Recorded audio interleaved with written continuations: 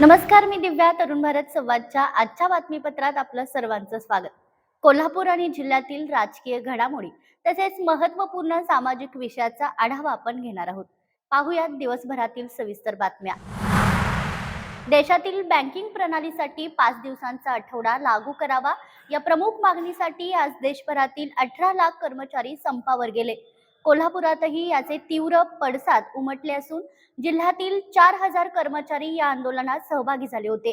यामुळे एकाच दिवसात सुमारे 450 कोटींची उलाढाल ठप्प झाली असून सर्वसामान्यांना मोठ्या आर्थिक अडचणींना सामना करावा लागला. आजरा गडिंग्लज मार्गावरील हाजगोळी टिट्ट्याजवळ शनिवारी मध्यरात्री एका धावत्या चारचाकीने अचानक पेट घेतली.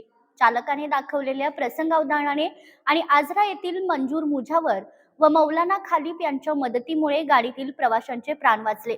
मात्र ही चारचाकी आगीत पूर्णपणे जळून खाक झाली. पन्हाळा तालुक्यातील शिंदेवाडे येथे बिबट्याच्या दहशतीने खळबळ उडाली. शेतात वैरण बाळण्यासाठी गेलेल्या ऋतुराज शिंदे या 22 वर्षीय तरुणावर बिबट्याने हल्ला केला. मात्र त्याचा भाऊ रविराज याने आरडाओरड केल्यामुळे बिबट्याने पळ काढला. जखमी ऋतुराजवर सध्या कोल्हापुरातील सीपीआर रुग्णालयात उपचार सुरू आहेत. प्रजासत्ताक दिनानिमित्त कोल्हापूर विंटेज ओनर्स क्लबच्या वतीने दसरा चौक मैदानावर भव्य विंटेज बाईक आणि कार शो भरवण्यात आला. क्लबच्या 10व्या वर्धापन दिनानिमित्त आयोजित या प्रदर्शनात जुन्या काळातील देखण्या गाड्या पाहण्यासाठी कोल्हापूरकरांनी मोठी गर्दी केली होती.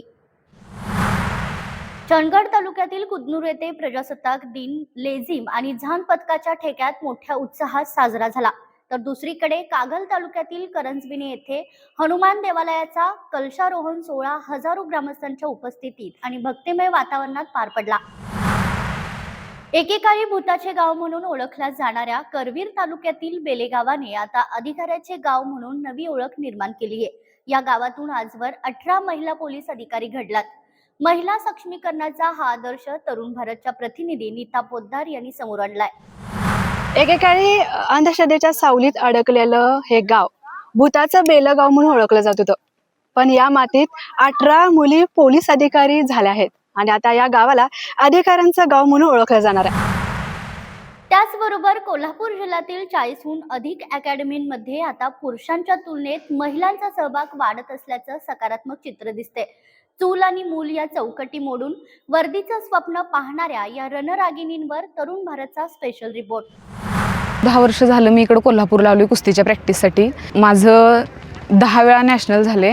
मी कुस्ती घेऊन मॅटवर स्पर्धकांनाही आपटलेलंच आहे. पण भरती मी होणारच आहे. भरती झाल्यानंतर कायदा सुव्यवस्थेत अडथळे निर्माण करण्याचा प्रयत्न करतात, त्यांनाही आपटायची माझी तयारी आहे. प्रजासत्ताक दिनाच्या या विशेष स्टोरीज तुम्ही आमच्या YouTube पेजवर नक्की पहा.